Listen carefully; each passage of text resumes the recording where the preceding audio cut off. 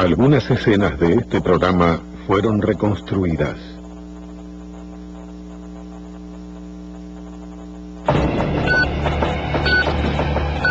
Dos ladrones desarrollan una estrategia de acción temible, combinando robos a bancos con intrusiones en hogares y secuestros de familiares de ejecutivos bancarios.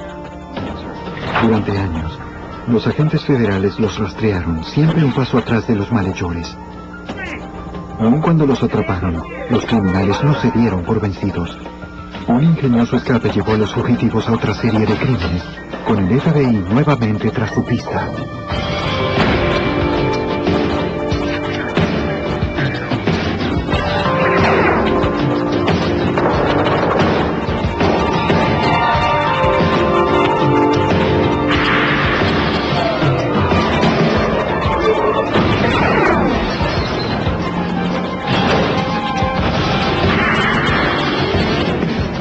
Los archivos del FBI. A menudo los delincuentes convictos aprenden técnicas inéditas y conocen a nuevos socios en prisión. En 1982, unos ex convictos iniciaron una serie de secuestros y robos. Soy Jim Carlstrom, exdirector del FBI en Nueva York. Durante años, los sospechosos usaron nombres falsos y una red de contactos criminales para eludir la captura. Para hallarlos, el FBI debía penetrar su círculo cerrado y hallar nuevos socios para actuar. Invasores. El 28 de diciembre de 1982, el vicepresidente del banco de la ciudad de Oklahoma, Steve Thompson, y su esposa, Ellen, regresaban a su casa de una fiesta. Inesperadamente, un vehículo se detuvo detrás de ellos. Cuando bajaron del automóvil y comenzaron a entrar en la cochera, me dijeron: señor Thompson, somos agentes federales. Nos abordaron en solo cuestión de segundos. Ellen Thompson pensó que tal vez se había equivocado de domicilio. No podía imaginar ninguna razón por la que agentes federales llegaran a nuestra casa. De modo que lo miré y le dije: debe haber un error. ¿Puedo ver su identificación? Y entonces sacó un arma. Uno de ellos usaba una peluca y parecía obedecer órdenes de su compañero. El otro era el que estaba al mando. Obviamente había otro hombre involucrado, porque alguien los había llevado a nuestra casa, y el vehículo se marchó y nunca volvimos a verlo. Los dos hombres armados forzaron a la pareja a entrar en la casa. El líder comenzó a interrogar a Thompson acerca del banco donde trabajaba.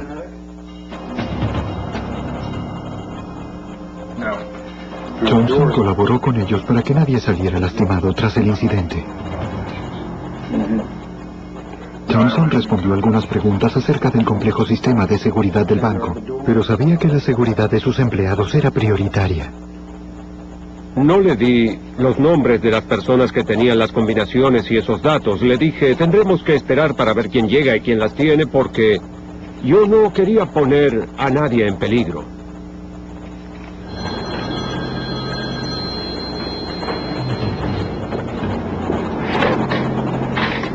Alguien telefoneó para hablar con el hombre armado.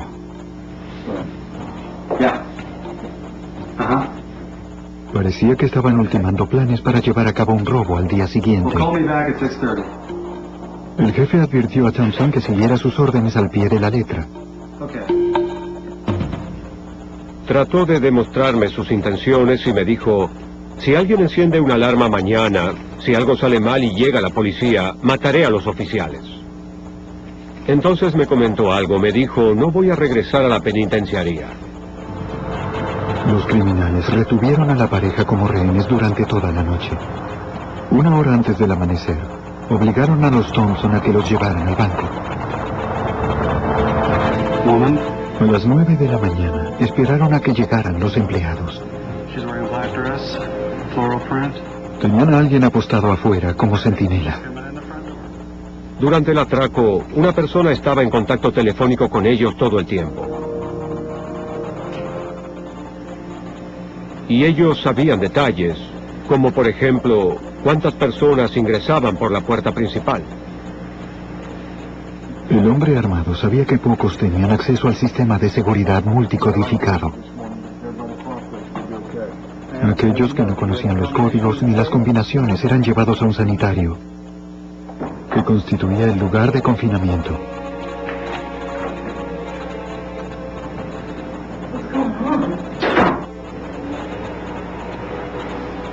Blonde, tall,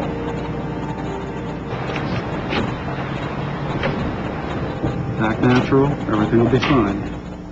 Siempre se requiere más de una persona para acceder a una bóveda. Hay diferentes códigos de seguridad en la bóveda y en las cajas de seguridad que están dentro de la misma. Señor, quiero saberlo. ¿Tiene la combinación de la caja?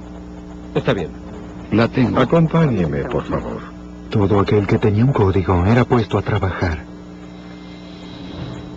De modo que lo que trataba de determinar era quién iba a ser capaz de acceder al efectivo.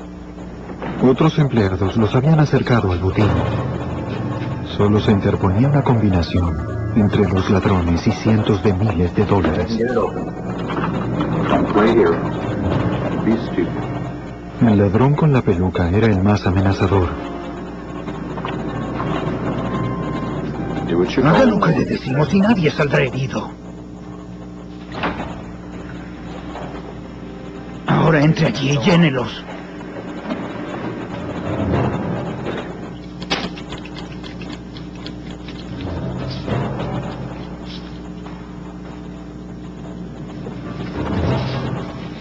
En 30 minutos, el criminal tenía cientos de miles de dólares a su alcance. Sí, el banco acaba de ser robado. Necesitamos a la policía ahora. La llamada llegó a las unidades policiales en las proximidades de la ciudad de Oklahoma.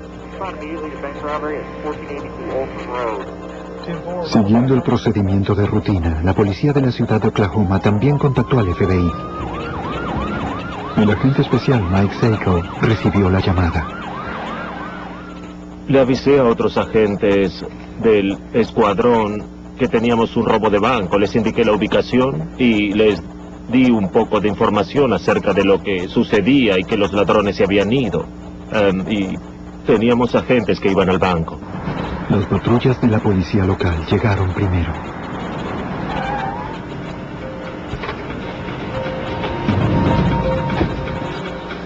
Se aproximaron cuidadosamente y revisaron el banco, asegurándose de que ningún criminal quedara aún en el interior. Los agentes del FBI llegaron minutos más tarde.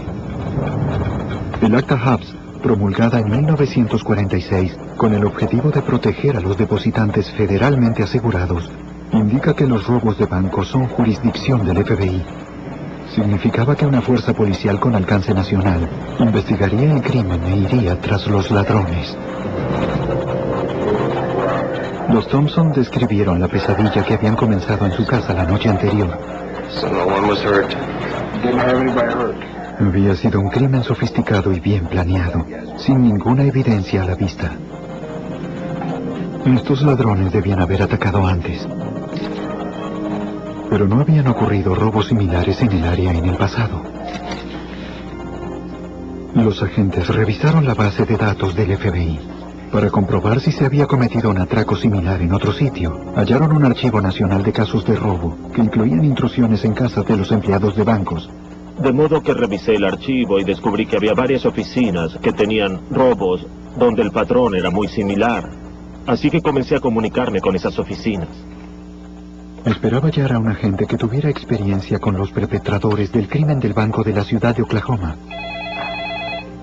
Y localizó al agente especial, Steve Chenoweth, del FBI de Phoenix. Seiko describió el estilo del atraco al banco de Oklahoma, mencionando el secuestro, los disfraces de los ladrones y su modus operandi.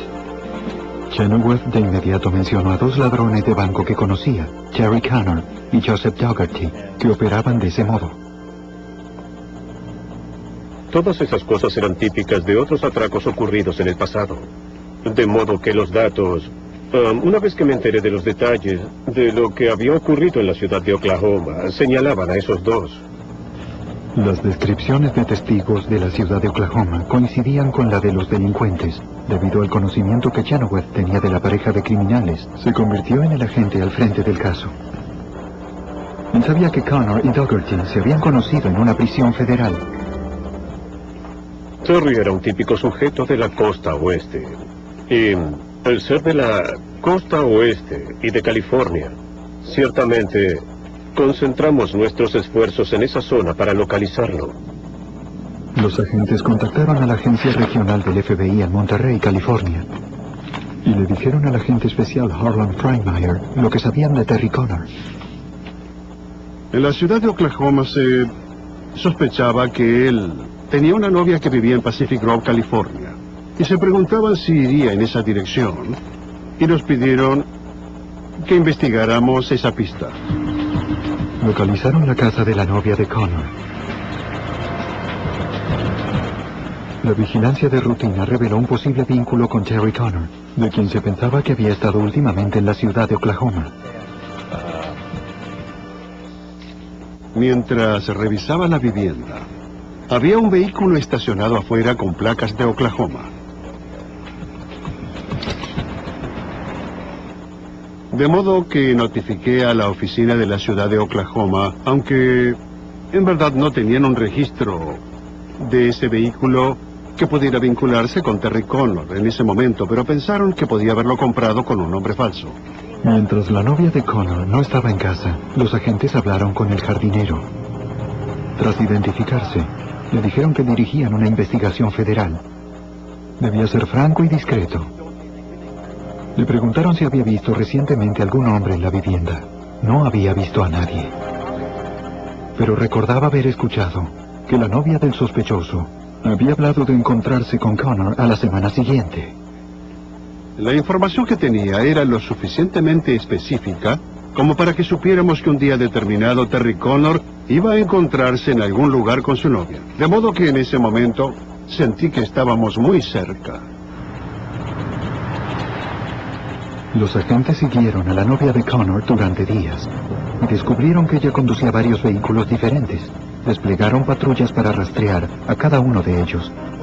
Con recibidores en los vehículos del FBI y los aviones, la rastrearon a donde quiera que fuera. Pero el día en que estaba por encontrarse con Connor, la señal falló. Una vez que perdimos el vehículo, desplegamos nuestras unidades tratando de localizar la señal. Y aquel día contábamos con un avión y este recuperó la señal en la carretera. Fue decisivo. Los agentes viajaron hasta el sitio donde había sido recapturada la señal. Cuando vieron el automóvil, estaba estacionado frente a un restaurante.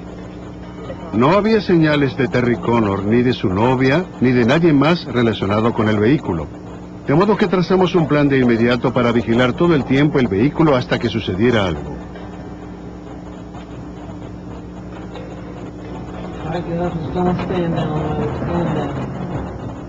Un equipo de SWAT esperaba, observando cualquier señal por parte del sospechoso.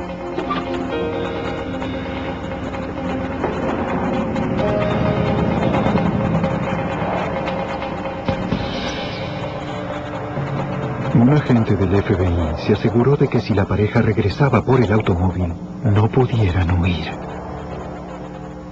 Desinflamos los neumáticos y de ese modo no podrían huir rápidamente, y esperamos. La mayoría de las horas de vigilancia no son fructíferas, pero los agentes tenían que lidiar con ello, y esperaban que el sospechoso de robo, Terry Connor, apareciera en alguna parte.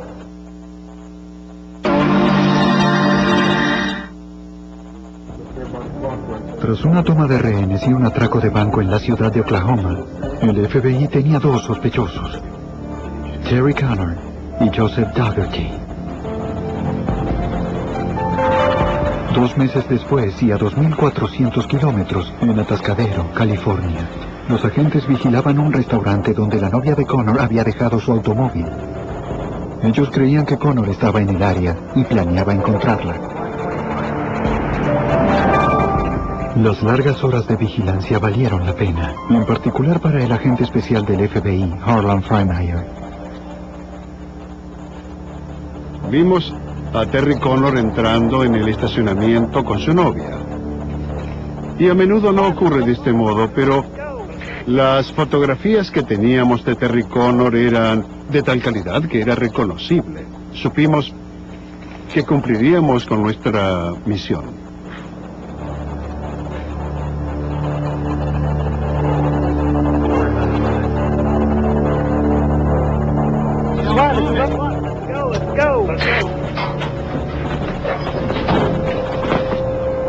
Sabían que el sospechoso estaba armado, de modo que se hizo cargo un equipo de arresto táctico.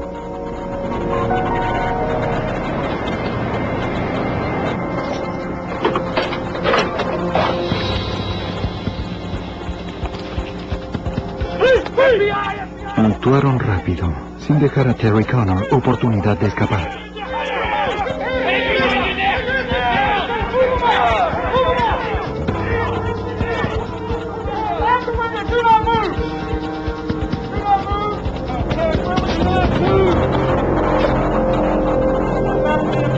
La joven fue interrogada y luego liberada, una vez que los investigadores determinaron que no estaba involucrada en los crímenes de Connor.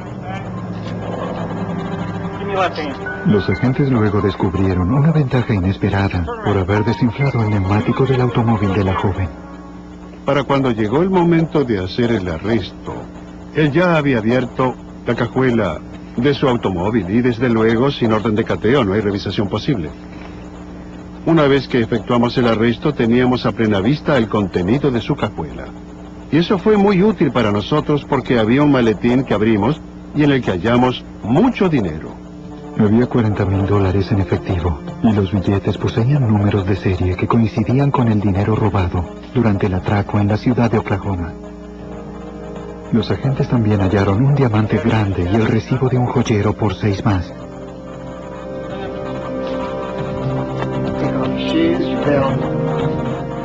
Las autoridades llevaron a Connor a la oficina del FBI de Monterrey, donde lo acusaron del robo en la ciudad de Oklahoma.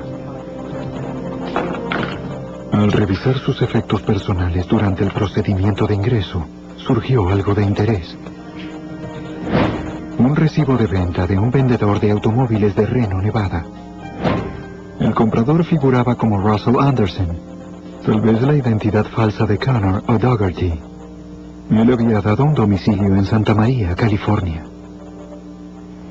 Por instinto yo supuse que el domicilio correspondería a su socio Dougherty. Así que nosotros informamos a los camaradas del sur de California y les pedimos que investigaran. Un equipo de SWAT inmediatamente fue a la residencia y se preparó para ingresar en la misma. Ellos sospechaban que Dougherty estaba dentro, tal vez armado. La granada de humo y sonido está diseñada para ensordecer a cualquiera que esté cerca de ella.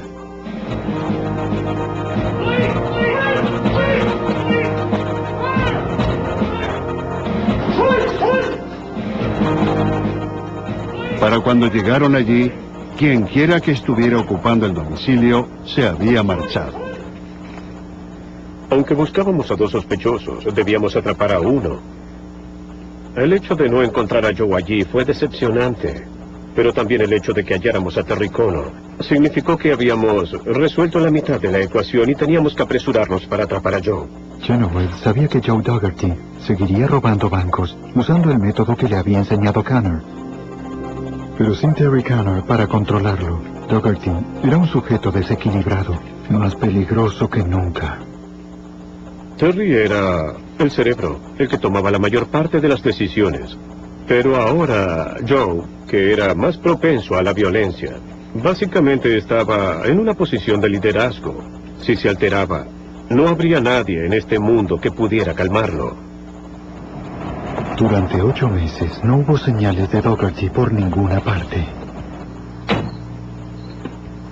Entonces sucedió que, en Phoenix, durante la noche previa al día de compras más ajetreado del año, cuando los bancos están llenos de dinero, el vicepresidente de un banco de una zona amplia regresaba a su casa con su familia, tras pasar la cena del Día de Gracias con algunos parientes. Aparentemente alguien había entrado en su casa. Pero los intrusos no se habían ido.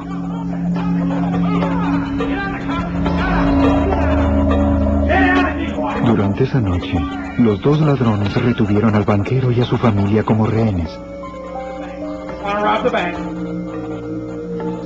Al parecer, Joe Dougherty estaba dirigiendo a un nuevo cómplice.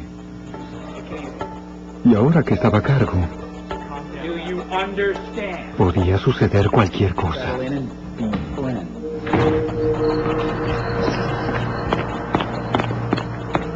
Usarían el automóvil del banquero como medio de transporte y a sus hijos como rehenes.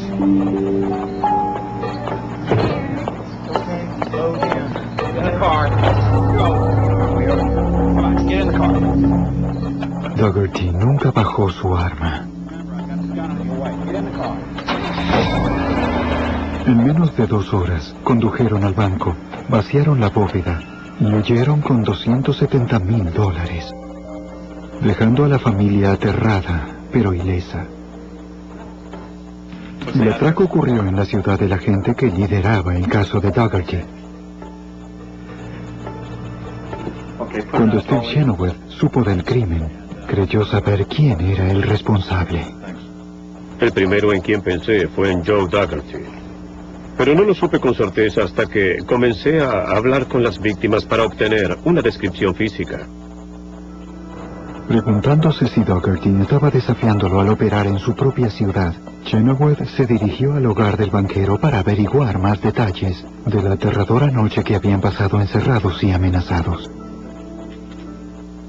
La mayoría de nosotros no ha vivido algo así. Y experimentarlo durante toda una noche con 2 niños es algo muy aterrador.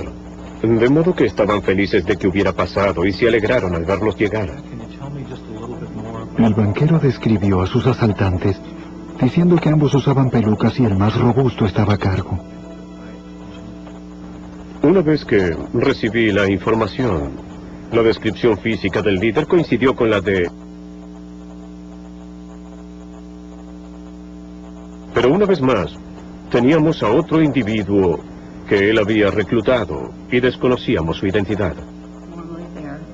La familia describió cómo habían actuado los hombres. Dougherty y su nuevo compañero eran más irritables y también más amenazadores de lo que habían sido él y Connor. Pero como ocurrió antes, no dejaron pistas a los agentes. 6 meses después, y 1.400 kilómetros al noroeste en Reno, Nevada, la policía local llamó al FBI para anunciar otro atraco a un banco.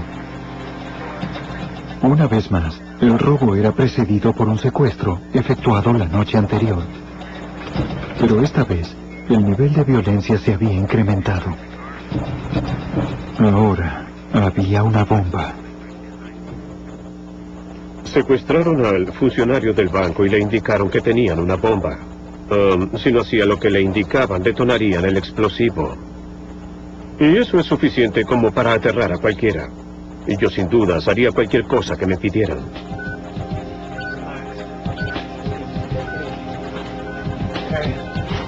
I want to stay with him. I'm right outside, Bob.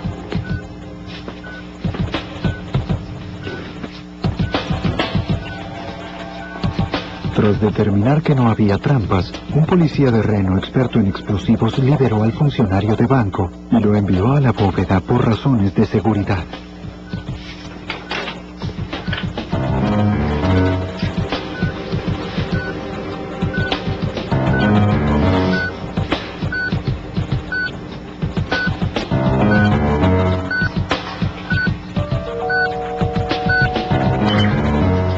El experto en explosivos cortó el suministro de electricidad, a pesar de que luego determinó que la bomba era falsa.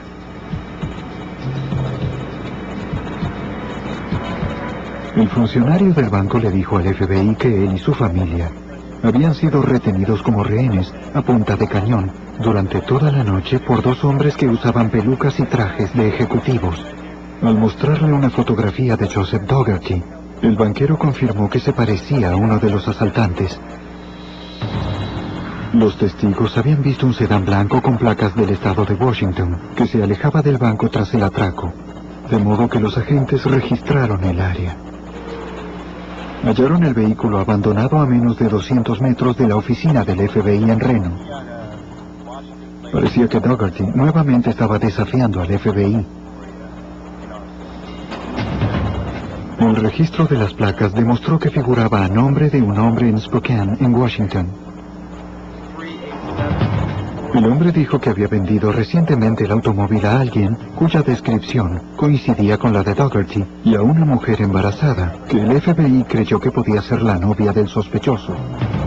Para que colaboraran en la búsqueda de la pareja, el FBI llamó a los jefes de policía de Estados Unidos, expertos en rastreos interestatales. El alguacil Danny Barrand creía que los automóviles usados por Dougherty podían ser la clave para encontrarlo. Como fugitivo, Joseph Dougherty era muy listo. Él cambiaba de autos como otros cambian de calcetines. Adquiría autos, los vendía o los revendía a dueños originales o a comercios de autos usados. Los oficiales siguieron cuidadosamente el complejo rastro de los vehículos y los nombres falsos, y finalmente descubrieron algo. Dieron con el reporte de un accidente que vinculaba uno de los nombres falsos de Dougherty y que lo hacía con una dirección en Idaho. Como la casa parecía estar abandonada, los oficiales interrogaron a los vecinos. Una mujer reconoció de inmediato al ladrón, a pesar de que solo conocía por su nombre falso al hombre. Ella dijo que él tenía el hábito peculiar de disparar con armas en el jardín. La mujer dijo a la policía que él y su novia con su pequeño hijo recién nacido se acababan de mudar.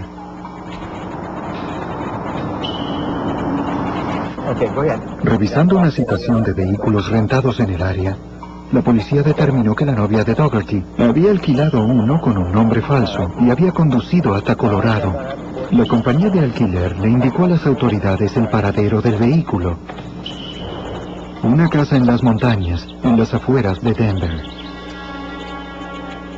Los agentes del FBI y la policía vigilaban los bosques de los alrededores de la casa.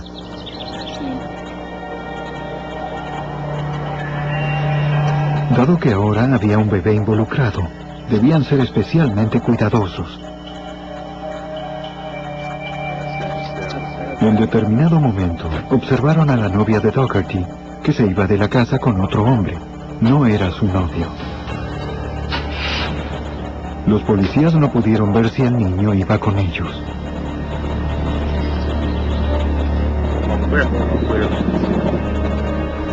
Otros oficiales de policía los siguieron hasta la ciudad y los vieron entrar en un comercio sin el bebé. Les dije, vayan hacia el auto. Está en el estacionamiento del centro comercial. Miren en el interior para ver si el bebé está en el vehículo.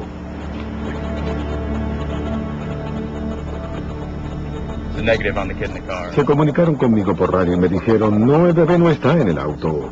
Y si no tenían el bebé en brazos, significaba que el pequeño aún estaba en la casa. Aún estaba en la casa con Joseph Dougherty.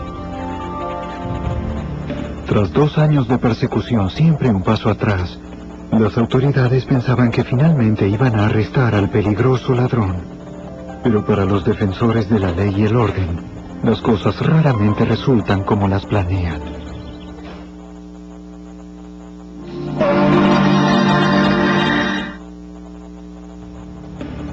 Dos años después de que Terry Connor y Joseph Dougherty robaran un banco en la ciudad de Oklahoma, Connor había sido capturado, condenado por robo de banco a mano armada y sentenciado a 25 años de prisión.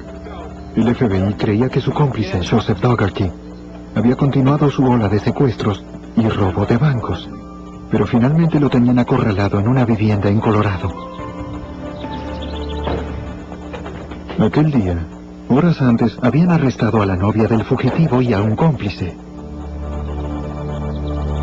La novia confirmó que Dougherty y su hijo aún estaban dentro de la casa. Y que Dougherty estaba armado.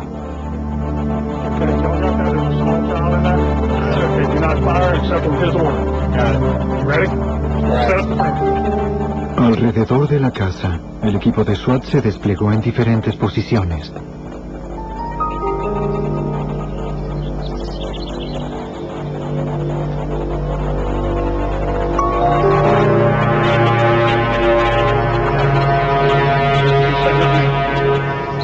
Copy number 2. Number 3, are you in position? El alguacil Danny Barron también estaba vigilando. Joseph Dougherty salió de la casa y fue identificado positivamente. Luego tomó una Magnum 357 y comenzó a disparar en dirección al bosque. Pero no parecía que Dougherty estuviera disparando a los agentes. El equipo de SWAT debía conservar la calma. Les dije las armas abajo. Si no están en peligro, no devuelvan el fuego. No disparen, a menos que estén en peligro. El alguacil que había hablado con la vecina en Idaho recordó que ella había dicho que Dougherty a menudo disparaba al azar en su jardín. Ellos pensaban que él no sabía que la policía estaba allí. Okay, just hold your fire, and let me know if he comes back out again. We're going to try him on the phone. Debían resolver la situación pacíficamente. Un negociador del FBI telefoneó a la casa.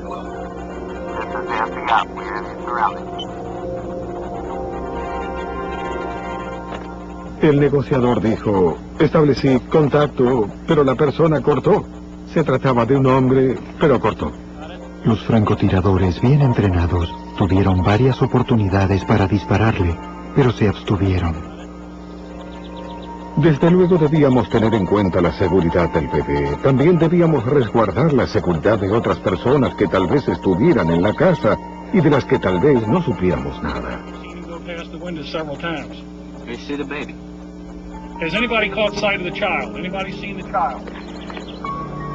Aún debían estar preparados por si Dougherty comenzaba a dispararles.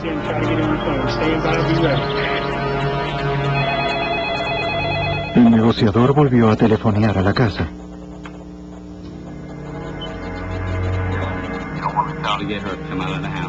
Le dijo al fugitivo que su novia y su cómplice ya habían sido arrestados. Y le sugirió a Dougherty que pensara en la seguridad de su hijo y se rindiera pacíficamente. All right, guys, I'm hung up. Let's move in. Move to the front now.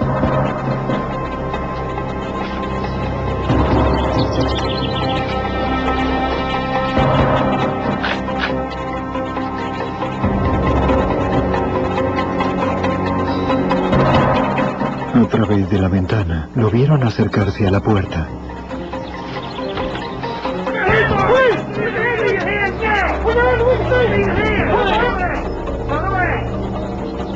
Back up with my command. Back up now. Back up. Come on. Hands up. Come on. On the ground. Now. All the way. Flat down. Arms out. All the way down. Copy.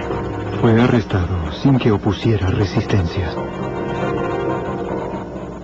Sacamos a la criatura de la casa y la teníamos bajo control y comenzamos a revisarla. Descubrimos 16 armas de fuego en el interior de la vivienda, inclusive un rifle de asalto táctico, quizás dos, todos ocultos, cargados y preparados para de ese modo defender la casa. Dougherty fue acusado de los cargos correspondientes y detenido para ser enjuiciado. Casi un año y medio más tarde, el 19 de junio de 1985, dos oficiales llevaban a Terry Connor y Joseph Dougherty para ser sometidos a juicio. Dougherty enfrentaba el primero de 4 juicios. Este era por el asalto a un banco y el secuestro llevado a cabo en Oklahoma 3 años antes. Él había citado a su cómplice Terry Connor como testigo. Cuando transitaban un camino rural, los detenidos pusieron en práctica su plan, usando material contrabandeado en la prisión: la llave de unas esposas y la hoja de una navaja.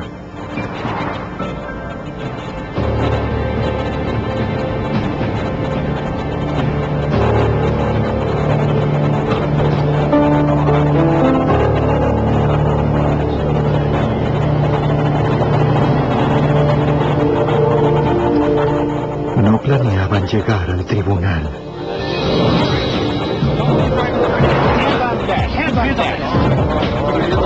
Tomaron las armas de los policías.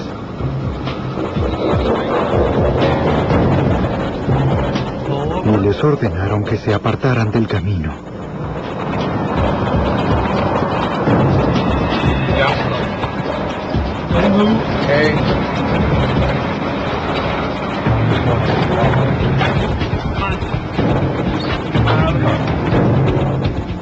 Llevaron a los policías al bosque.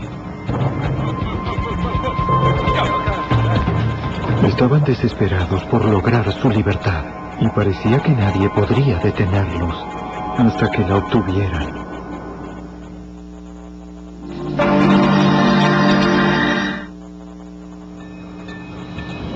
El 19 de julio de 1985, los ladrones de banco Terry Connor y Joseph Dougherty escaparon de la custodia de dos oficiales de policía, justo cuando eran llevados hasta el sitio donde sería enjuiciado Dougherty. Los fugitivos esposaron a los oficiales a un árbol y les robaron sus armas, sus insignias y su vehículo.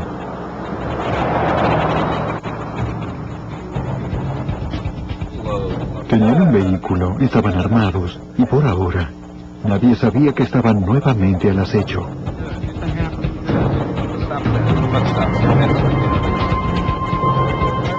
Tenían 15 minutos de ventaja antes de que los policías lograran liberarse y reportaran la fuga.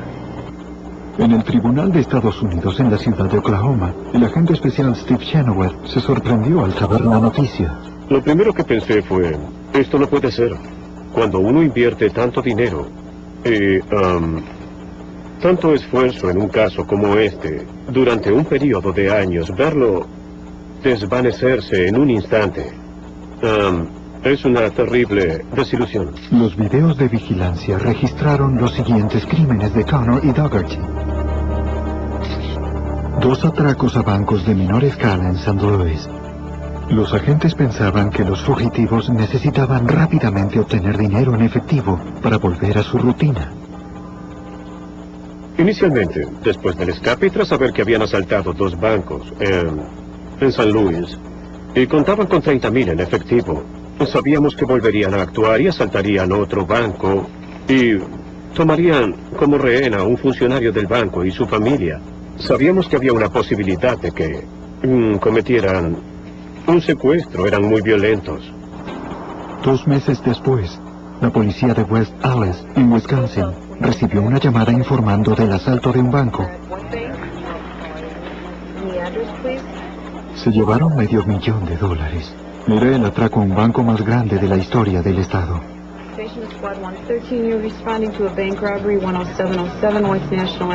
Para entonces el patrón de acción era demasiado familiar. 2 hombres armados habían retenido al presidente de un banco y a su esposa como rehenes. Luego, nuevamente ayudados por un centinela, habían asaltado el banco.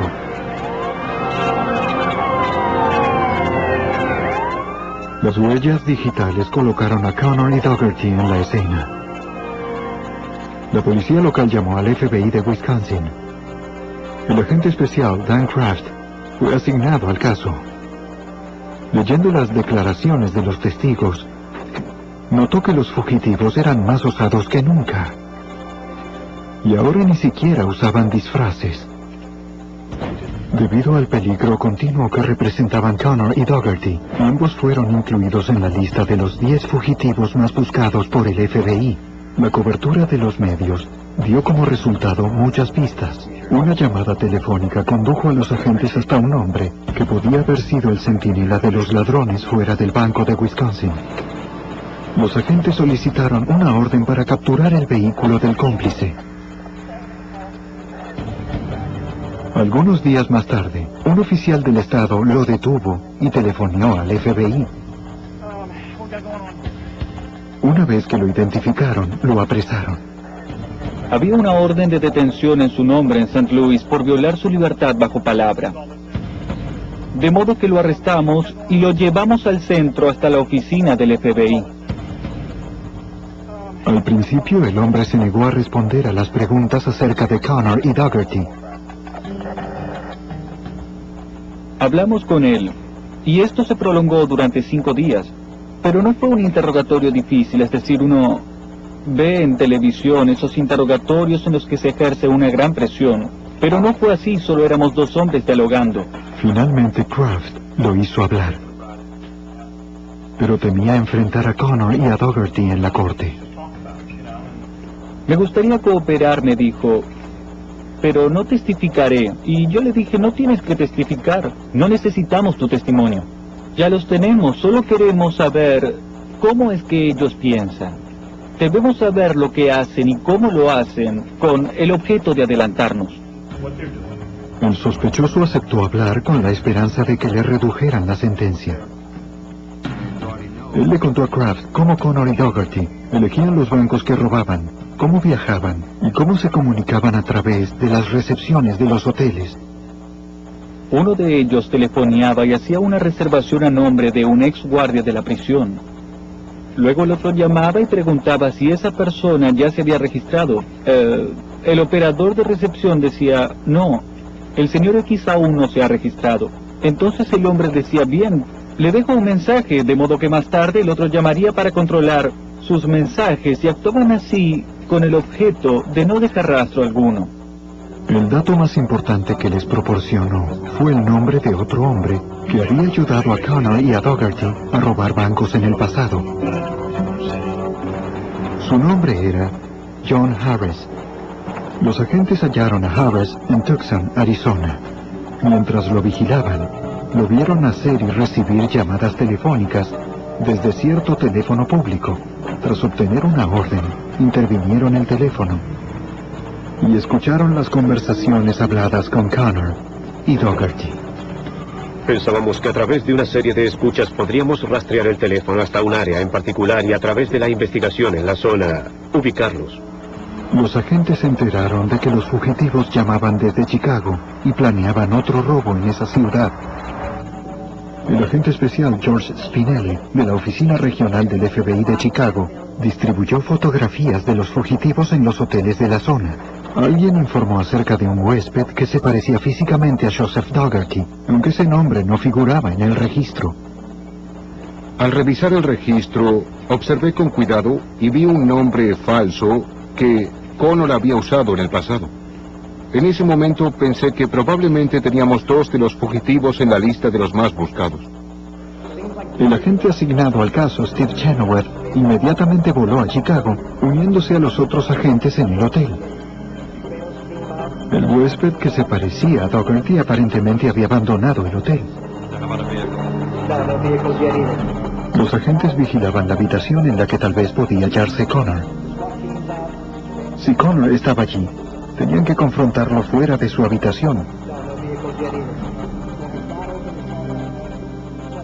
Nos preocupaba mucho que pudiera ponerse violento y especialmente Connor, que había jurado que nunca sería atrapado con vida. Para entonces tomamos precauciones adicionales. Un equipo de arresto planeó la detención en el estacionamiento. Finalmente el agente del FBI vio que alguien salía de la habitación.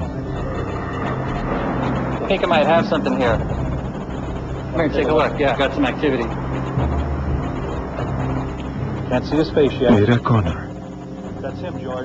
Estaba solo. Llamaron al equipo de SWAT para que llevara a cabo el arresto. De modo que no tuvo oportunidad de huir. Fue apresado inmediatamente. A pesar de que Joe Dougherty no había sido visto por los agentes, aparentemente estaba cerca y había visto la actividad policial. Hubo una llamada desde la recepción preguntando qué sucedía. Y había un hombre preguntando por el ocupante de una habitación en particular. Y supe que se trataba de Dougherty. Quería averiguar qué ocurría. Los agentes registraron el área, pero no hallaron a Dougherty. Pero sabían con certeza que él seguiría cometiendo crímenes con un nuevo cómplice. El sujeto no tenía otra opción. No podía robar por su cuenta. Tenía que encontrar un cómplice. El FBI pensó que llamaría a John Harris. Y se enteraron de que Harris había volado recientemente a San Francisco. Una vez más, observaron a Harris utilizar repetidamente un determinado teléfono público. Ordenaron otra intervención de teléfono. Una semana más tarde recibimos una llamada telefónica y se trataba de Dougherty. Dougherty dijo que llamaba desde St. Louis. Pero los técnicos del FBI no pudieron rastrear la llamada fuera de San Francisco. Y súbitamente comprendimos que el sujeto no estaba en San Luis. Daugherty estaba allí. Estaba en esa zona. Los agentes comprendieron que él mismo vigilaba su centinela para comprobar si lo habían seguido.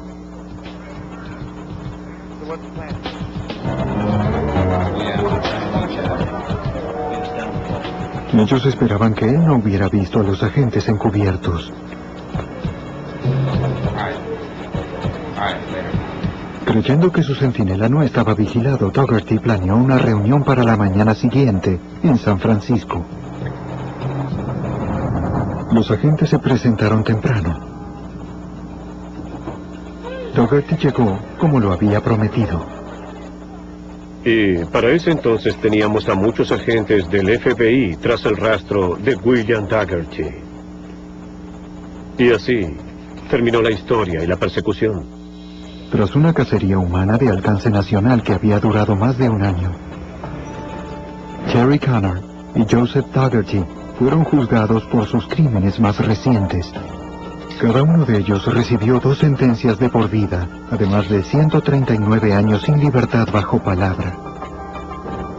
Se hallan confinados en distintas prisiones federales. Su asociación criminal ha terminado para siempre.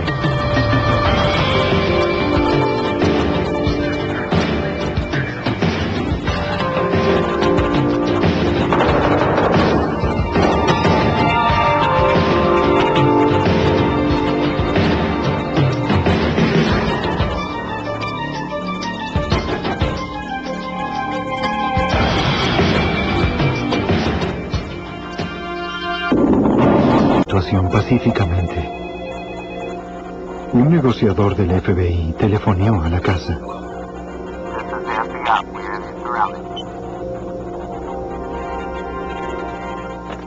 El negociador dijo, establecí contacto, pero la persona cortó.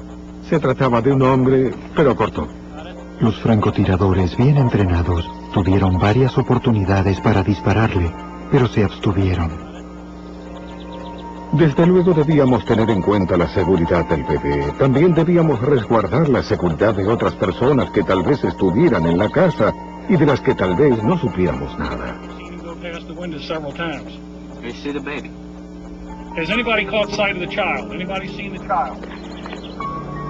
Aún debían estar preparados por si Daugherty comenzaba a dispararles.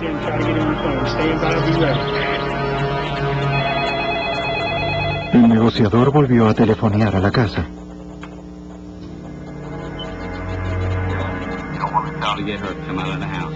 Le dijo al fugitivo que su novia y su cómplice ya habían sido arrestados. Y le sugirió a Daugherty que pensara en la seguridad de su hijo y se rindiera pacíficamente.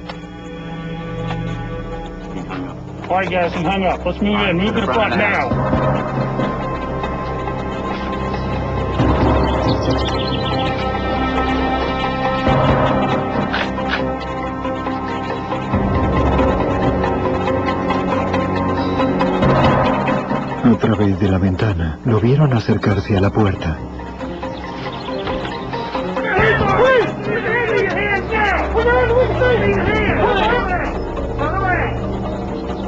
Back up with my command. Back up now. Back up. Come on. Hands up. Come on.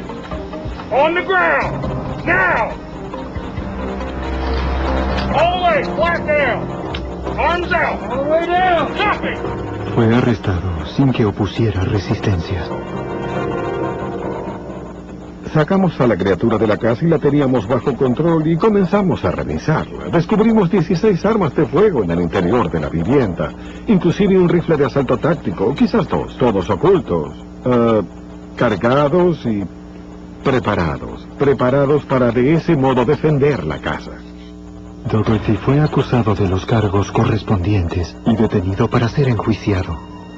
Casi un año y medio más tarde, el 19 de junio de 1985, 2 oficiales llevaban a Terry Connor y Joseph Daugherty para ser sometidos a juicio. Daugherty enfrentaba el primero de 4 juicios. Este era por el asalto a un banco y el secuestro llevado a cabo en Oklahoma 3 años antes. Él había citado a su cómplice. Era Connor. Estaba solo. Llamaron al equipo de SWAT para que llevara a cabo el arresto. De modo que no tuvo oportunidad de huir. Fue apresado inmediatamente. A pesar de que Joe Dougherty no había sido visto por los agentes, aparentemente estaba cerca y había visto la actividad policial. Hubo una llamada desde la recepción preguntando qué sucedía. Y había un hombre preguntando por el ocupante de una habitación en particular. Y supe que se trataba de Dougherty. Quería averiguar qué ocurría. Los agentes registraron el área, pero no hallaron a Dougherty. Pero sabían con certeza que él seguiría cometiendo crímenes con un nuevo cómplice. El sujeto no tenía otra opción. No podía robar por su cuenta. Tenía que encontrar un cómplice. El FBI pensó que llamaría a John Harris. Y se enteraron de que Harris había volado recientemente a San Francisco. Una vez más, observaron a Harris utilizar repetidamente un determinado teléfono público. Ordenaron otra intervención de teléfono. Una semana más tarde recibimos una llamada telefónica y se trataba de Dougherty. Dougherty dijo que llamaba desde St. Louis. Pero los técnicos del FBI no pudieron rastrear la llamada fuera de San Francisco. Y súbitamente comprendimos que el sujeto no estaba en St. Louis. Dougherty estaba allí. Estaba en esa zona. Los agentes comprendieron que él mismo vigilaba su centinela para comprobar si lo habían seguido.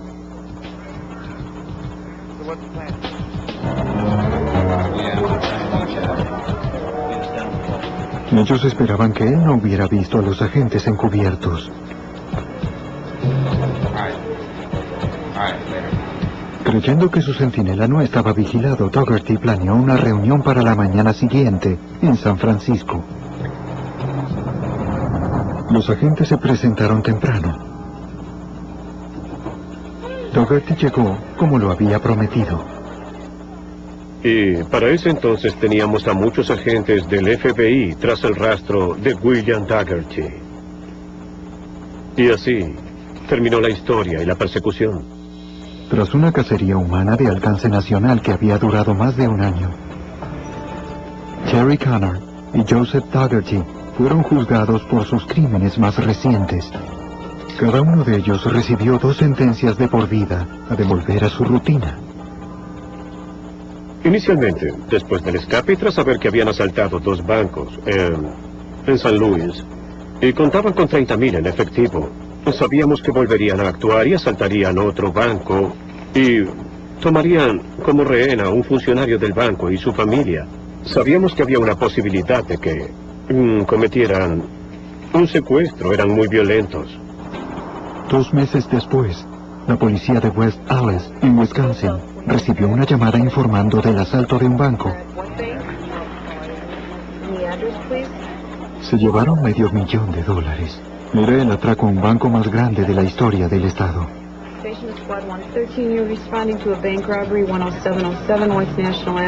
Para entonces el patrón de acción era demasiado familiar. Los hombres armados habían retenido al presidente de un banco y a su esposa como rehenes. Luego, nuevamente ayudados por un centinela, habían asaltado el banco.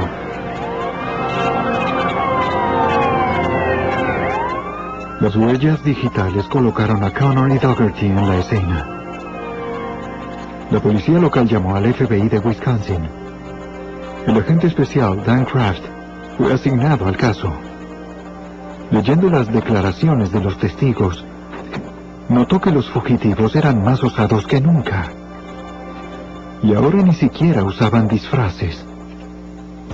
Debido al peligro continuo que representaban Connor y Dougherty, ambos fueron incluidos en la lista de los 10 fugitivos más buscados por el FBI. La cobertura de los medios dio como resultado muchas pistas. Una llamada telefónica condujo a los agentes hasta un hombre que podía haber sido el centinela de los ladrones fuera del banco de Wisconsin. Los agentes solicitaron una orden para capturar el vehículo del cómplice.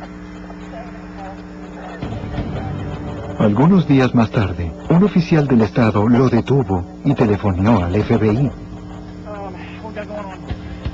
Una vez que lo identificaron, lo apresaron. Había una orden de detención en su nombre en St. Louis por violar su libertad bajo palabra.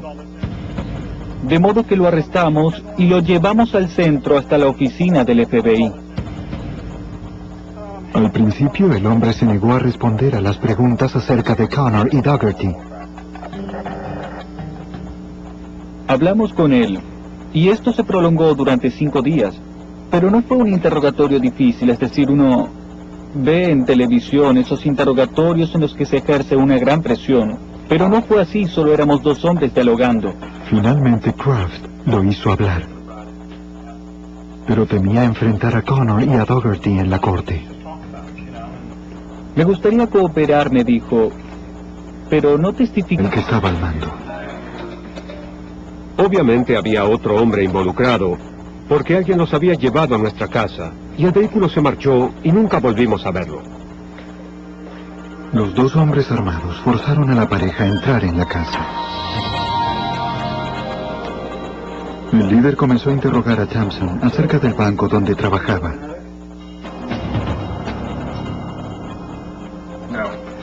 Thompson colaboró con ellos para que nadie saliera lastimado tras el incidente. Thompson respondió algunas preguntas acerca del complejo sistema de seguridad del banco, pero sabía que la seguridad de sus empleados era prioritaria. No le di los nombres de las personas que tenían las combinaciones y esos datos. Le dije, tendremos que esperar para ver quién llega y quién las tiene, porque yo no quería poner a nadie en peligro.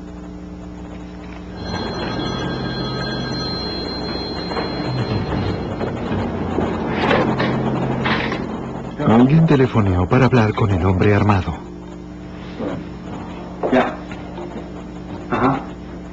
Parecía que estaban ultimando planes para llevar a cabo un robo al día siguiente. El jefe advirtió a Thompson que siguiera sus órdenes al pie de la letra. Trató de demostrarme sus intenciones y me dijo, si alguien enciende una alarma mañana, si algo sale mal y llega la policía, mataré a los oficiales. Entonces me comentó algo, me dijo, no voy a regresar a la penitenciaría. Los criminales retuvieron a la pareja como rehenes durante toda la noche. 1 hora antes del amanecer, obligaron a los Thompson a que los llevaran al banco. A las 9 de la mañana, esperaron a que llegaran los empleados. Tenían a alguien apostado afuera como centinela. Durante el atraco, una persona estaba en contacto telefónico con ellos todo el tiempo. Y ellos sabían detalles, como por ejemplo, cuántas personas ingresaban por la puerta principal. El hombre armado sabía que pocos tenían acceso al sistema de seguridad multicodificado. Aquellos que no conocían los códigos ni las combinaciones eran llevados a un sanitario, que constituía el lugar de confinamiento.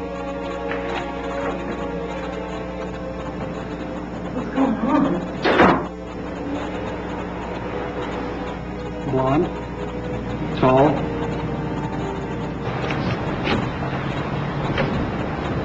act natural, everything will be fine. Siempre se requiere más de una persona para acceder a una bóveda. Hay diferentes códigos de seguridad en la bóveda y en las cajas de...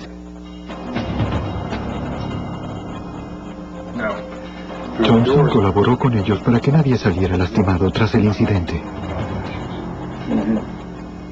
Thompson respondió algunas preguntas acerca del complejo sistema de seguridad del banco, pero sabía que la seguridad de sus empleados era prioritaria. No le di los nombres de las personas que tenían las combinaciones y esos datos. Le dije, tendremos que esperar para ver quién llega y quién las tiene, porque yo no quería poner a nadie en peligro.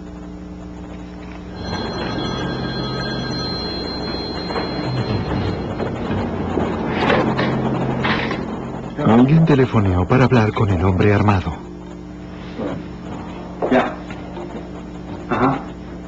Parecía que estaban ultimando planes para llevar a cabo un robo al día siguiente. El jefe advirtió a Thompson que siguiera sus órdenes al pie de la letra. Trató de demostrarme sus intenciones y me dijo, si alguien enciende una alarma mañana, si algo sale mal y llega la policía, mataré a los oficiales. Entonces me comentó algo, me dijo, no voy a regresar a la penitenciaría. Los criminales retuvieron a la pareja como rehenes durante toda la noche. Una hora antes del amanecer, obligaron a los Thompson a que los llevaran al banco. A las 9 de la mañana, esperaron a que llegaran los empleados. Tenían a alguien apostado afuera como centinela. Durante el atraco, una persona estaba en contacto telefónico con ellos todo el tiempo. Y ellos sabían detalles, como por ejemplo, cuántas personas ingresaban por la puerta principal. El hombre armado sabía que pocos tenían acceso al sistema de seguridad multicodificado. Aquellos que no conocían los códigos ni las combinaciones eran llevados a un sanitario, que constituía el lugar de confinamiento.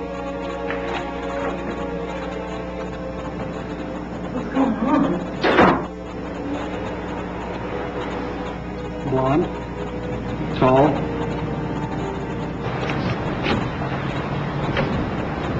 act natural, everything will be fine. Siempre se requiere más de una persona para acceder a una bóveda. Hay diferentes códigos de seguridad en la bóveda y en las cajas de seguridad que están dentro de la misma. Señor, quiero saberlo. ¿Tiene la combinación de la caja? Está bien. La tengo. Acompáñeme, por favor. Todo aquel que tenía un código era puesto a trabajar. De modo que lo que trataba de determinar era quién iba a ser capaz de acceder al efectivo. Otros empleados los habían acercado al botín.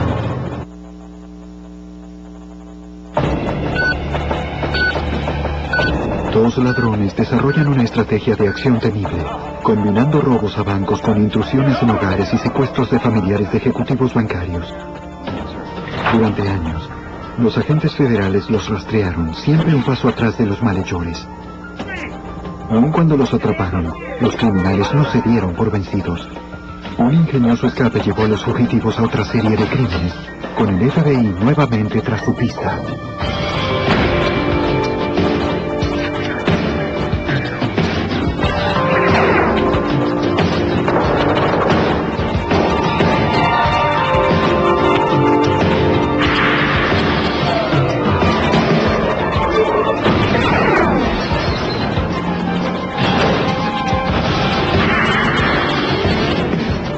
Los archivos del FBI. A menudo los delincuentes convictos aprenden técnicas inéditas y conocen a nuevos socios en prisión.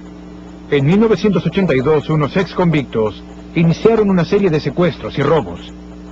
Soy Jim Carlstrom, exdirector del FBI en Nueva York. Durante años, los sospechosos usaron nombres falsos y una red de contactos criminales para eludir la captura. Para hallarlos, el FBI debía penetrar su círculo cerrado y hallar nuevos socios para actuar. Invasores.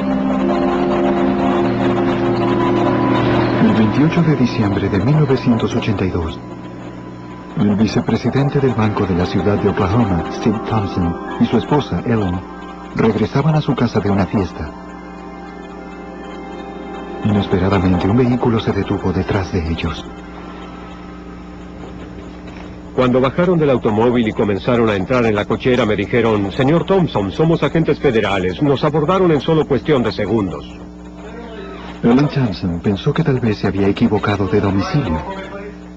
No podía imaginar ninguna razón por la que agentes federales llegaran a nuestra casa. De modo que lo miré y le dije, debe haber un error. ¿Puedo ver su identificación? Y entonces sacó un arma. Uno de ellos usaba una peluca y parecía obedecer órdenes de su compañero. El otro era el que estaba al mando. Obviamente había otro hombre involucrado, porque alguien los había llevado a nuestra casa, y el vehículo se marchó y nunca volvimos a verlo. Los dos hombres armados forzaron a la pareja a entrar en la casa. El líder comenzó a interrogar a Thompson acerca del banco donde trabajaba.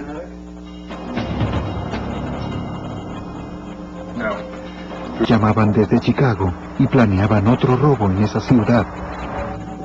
El agente especial George Spinelli, de la Oficina Regional del FBI de Chicago, distribuyó fotografías de los fugitivos en los hoteles de la zona. Alguien informó acerca de un huésped que se parecía físicamente a Joseph Dougherty, aunque ese nombre no figuraba en el registro. Al revisar el registro, observé con cuidado y vi un nombre falso que Connor había usado en el pasado. En ese momento pensé que probablemente teníamos 2 de los fugitivos en la lista de los más buscados. El agente asignado al caso, Steve Chenoweth, inmediatamente voló a Chicago, uniéndose a los otros agentes en el hotel. El huésped que se parecía a Dougherty aparentemente había abandonado el hotel. Los agentes vigilaban la habitación en la que tal vez podía hallarse Connor. Si Connor estaba allí, tenían que confrontarlo fuera de su habitación. Nos preocupaba mucho que pudiera ponerse violento y especialmente Connor, que había jurado que nunca sería atrapado con vida. Para entonces tomamos precauciones adicionales. Un equipo de arresto planeó la detención en el estacionamiento. Finalmente el agente del FBI vio que alguien salía de la habitación. I think I might have something here. Come here, take a look. Yeah, got some activity. Can't see his face yet. Era Connor. That's him, George. Estaba solo. That's a positive ID. Tony, it's our guy. Take him. Take him now. Llamaron al equipo de SWAT para que llevara a cabo el arresto. De modo que no tuvo oportunidad de huir. Fue apresado inmediatamente. A pesar de que Joe Dougherty no había sido visto por los agentes, aparentemente estaba cerca y había visto la actividad policial. Hubo una llamada desde la recepción preguntando qué sucedía. Y había un hombre preguntando por el ocupante de una habitación en particular. Y supe que se trataba de Dougherty. Quería averiguar qué ocurría. Los agentes registraron el área, pero no hallaron a Dougherty. Pero sabían con certeza que él seguiría cometiendo crímenes con un nuevo cómplice.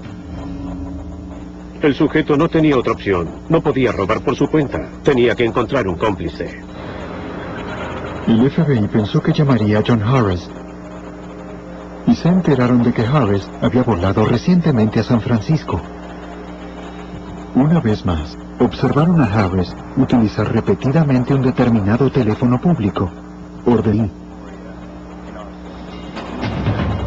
El registro de las placas demostró que figuraba a nombre de un hombre en Spokane, en Washington. El hombre dijo que había vendido recientemente el automóvil a alguien cuya descripción coincidía con la de Dougherty y a una mujer embarazada que el FBI creyó que podía ser la novia del sospechoso. Para que colaboraran en la búsqueda de la pareja, el FBI llamó a los jefes de policía de Estados Unidos, expertos en rastreos interestatales. El alguacil Danny Barrand creía que los automóviles usados por Dougherty podían ser la clave para encontrarlo. Como fugitivo, Joseph Dougherty era muy listo. Él cambiaba de autos como otros cambian de calcetines. Adquiría autos, los vendía o los revendía a dueños originales o a comercios de autos usados. Los oficiales siguieron cuidadosamente el complejo rastro de los vehículos y los nombres falsos, y finalmente descubrieron algo. Dieron con el reporte de un accidente que vinculaba uno de los nombres falsos de Dougherty y que lo hacía con una dirección en Idaho. Como la casa parecía estar abandonada, los oficiales interrogaron a los vecinos. Una mujer reconoció de inmediato al ladrón, a pesar de que solo conocía por su nombre falso al hombre.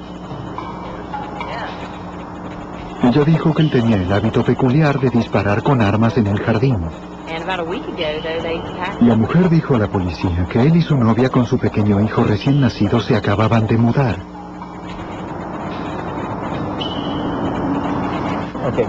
Revisando una citación de vehículos rentados en el área, la policía determinó que la novia de Dougherty había alquilado uno con un nombre falso y había conducido hasta Colorado.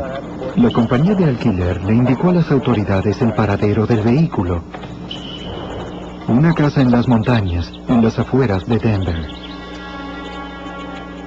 Los agentes del FBI y la policía vigilaban los bosques de los alrededores de la casa.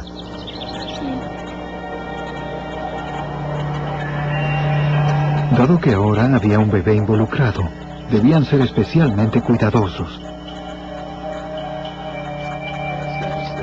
En determinado momento, observaron a la novia de Dougherty, que se iba de la casa con otro hombre. No era su novio. Los policías no pudieron ver si el niño iba con ellos.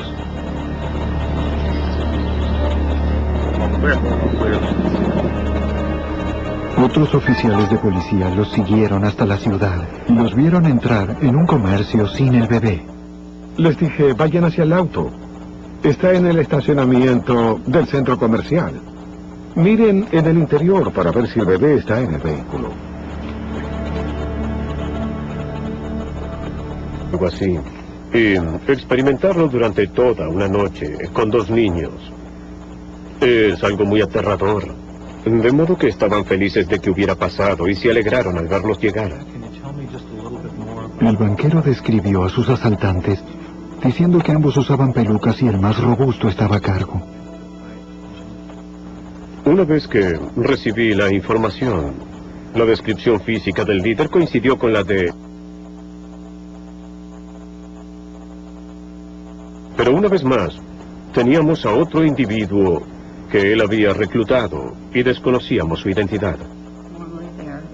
La familia describió cómo habían actuado los hombres.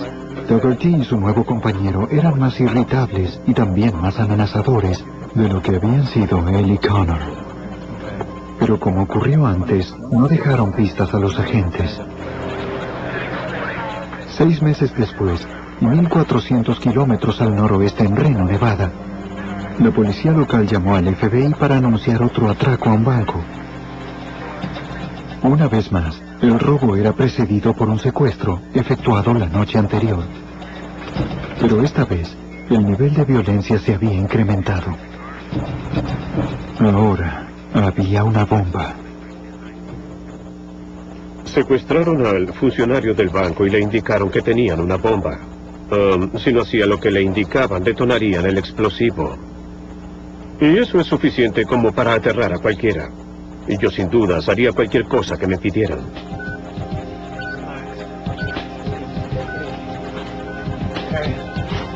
I want to stay with him.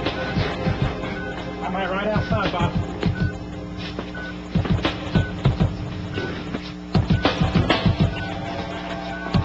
Tras determinar que no había trampas, un policía de Reno experto en explosivos liberó al funcionario de banco y lo envió a la bóveda por razones de seguridad.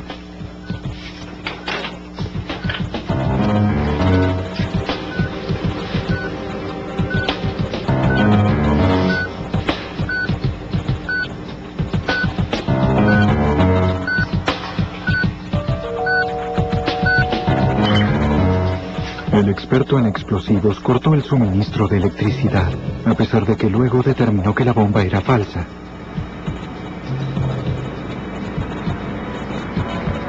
El funcionario del banco le dijo al FBI que él y su familia habían sido retenidos como rehenes a punta de cañón durante toda la noche por 2 hombres que usaban pelucas y trajes de ejecutivos.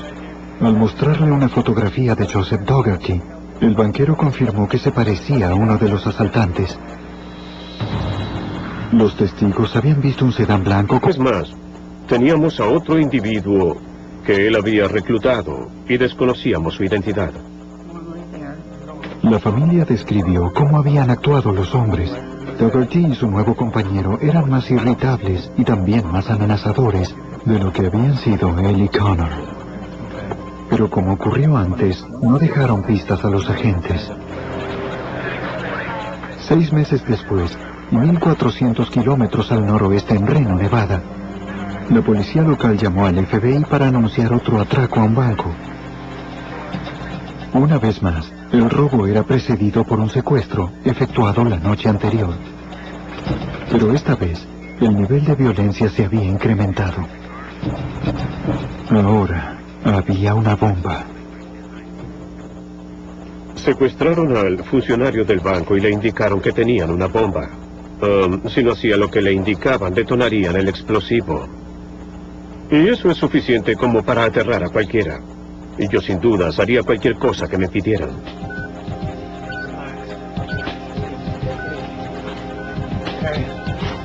I want to stay with him.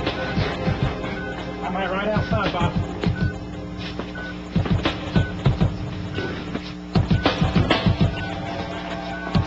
Tras determinar que no había trampas, un policía de Reno experto en explosivos liberó al funcionario de banco y lo envió a la bóveda por razones de seguridad.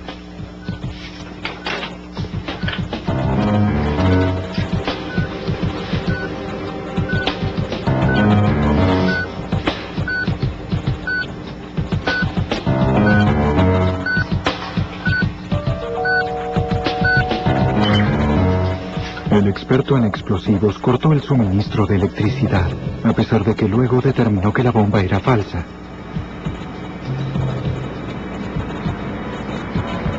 El funcionario del banco le dijo al FBI que él y su familia habían sido retenidos como rehenes a punta de cañón durante toda la noche por dos hombres que usaban pelucas y trajes de ejecutivos. Al mostrarle una fotografía de Joseph Dougherty, el banquero confirmó que se parecía a uno de los asaltantes. Los testigos habían visto un sedán blanco con placas del estado de Washington, que se alejaba del banco tras el atraco, de modo que los agentes registraron el área. Hallaron el vehículo abandonado a menos de 200 metros de la oficina del FBI en Reno. Parecía que Dougherty nuevamente estaba desafiando al FBI. El registro de las placas demostró que figuraba a nombre de un hombre en Spokane, en Washington. El hombre dijo que había vendido recientemente el automóvil a alguien.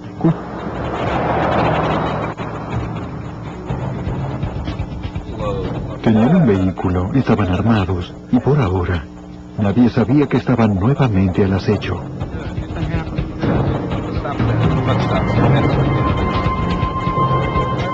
Tenían 15 minutos de ventaja, antes de que los policías lograran liberarse y reportaran la fuga.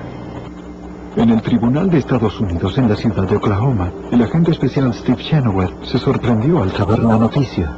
Lo primero que pensé fue, esto no puede ser.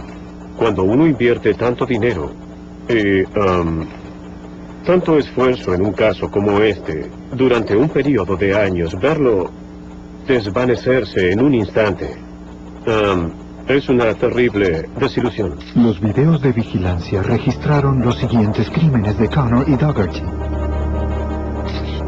2 atracos a bancos de menor escala en St. Louis.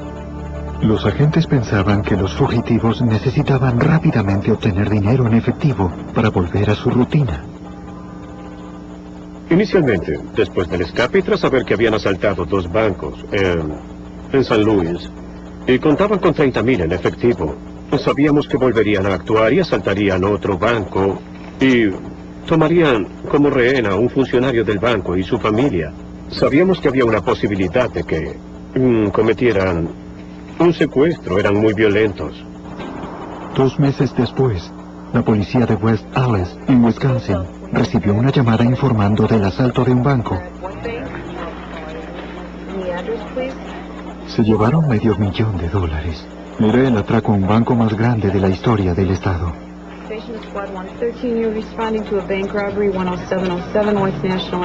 Para entonces el patrón de acción era demasiado familiar.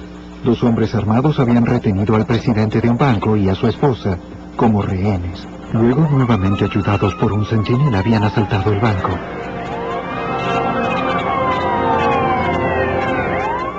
Las huellas digitales colocaron a Connor y Dougherty en la escena.